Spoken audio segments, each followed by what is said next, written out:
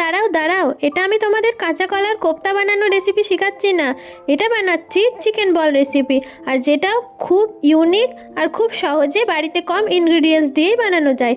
তো প্রথমে আমি কিছু বোনলেস চিকেন নিয়ে নিয়েছি আর সেগুলোকে খুব সুন্দর করে ধুয়ে নিই। আর ধুয়ে নেওয়ার পর মিক্সিং বলে কিছু চিকেন আর কিছু আদা, রসুন আর কাঁচা লঙ্কা দিয়ে সুন্দর একটা পেস্ট বানিয়ে নিয়েছি। আর পেস্টটা বানালেই হবে, তার মধ্যে একটু লবণ, গোলমরিচের গুঁড়ো, আর এই গোলমরিচের গুঁড়োগুলো আমি নিজেই বাড়িতে বানিয়েছি। আর কিছু পেঁয়াজ কুচি, সেটা তোমরা দিতে চাইলেও দিতে পারো আর ইচ্ছা না হলে দেবে না। আর একটুখানি লবণ আর ধনে গুঁড়োটা অবশ্যই দেবে, নাহলে একটু চিকেনের গন্ধ থেকে যায়। আর দেবো একটুখানি বাটার আর লেবুর রস। আর দিয়ে দেওয়ার পর সুন্দর করে আমি মেখে নেব। আর এইভাবেই তোমরা চাইলে বানাতে পারো, কোনো অসুবিধা নেই। বাট আমি এর মধ্যে একটু ব্রেড ক্রাম্বস ইউজ করব, যদিও বা কোনো খুলে যাওয়ার ভয় থাকে এটা দেওয়ার পর, আর সেটা হবে না। তো সুন্দর করে মেখে নেওয়ার পর কড়াইয়ে আমি গরম জল বসিয়ে দেব।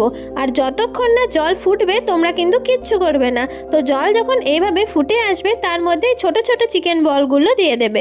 তোমরা চাইলে চিকেন বলের সাইজগুলো বড় করতে পারো, কিন্তু আমার কাছে যেহেতু আজকে বেশি চিকেন ব্রেস্ট ছিল না, তো তাই জন্য আমি অল্প করে ছোট ছোট করেই বানিয়েছি। তোমাদের সাথে গল্প করতে করতে দেখি চিকেনগুলো সুন্দর সেদ্ধ হয়ে গেছে। আর সেগুলোকে 5-10 মিনিট ফুটিয়ে আমি তুলে নিয়েছি। আর যে চিকেন স্টুটা থেকে গেল সেটা কিন্তু অবশ্যই ফেলবে না, সেগুলোকে আমাদের আবার পরে কাজে লাগবে।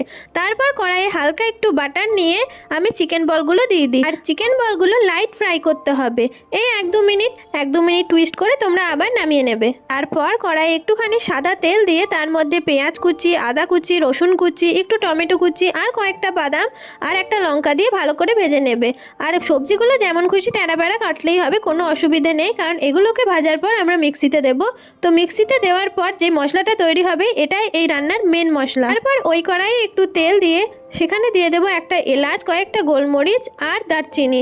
তারপর ভালো করে ভেজে নিয়ে ওর মধ্যে যে মশলাটা আমরা পেস্ট করেছিলাম সেটা দিয়ে দেবো। তারপর একে একে লবণ, চিনি, ধনে গুঁড়ো, জিরে গুঁড়ো, একটু হলুদ, একটু কাশ্মীরি লঙ্কার গুঁড়ো দিয়ে ভালো করে মশলাটা নাড়িয়ে নেব যতক্ষণ না তেল বেরোয়। তারপর মশলা থেকে তেল বেরোলেই আমরা যে চিকেন স্টুটা রেখেছিলাম সেটা অ্যাড করে দেবো।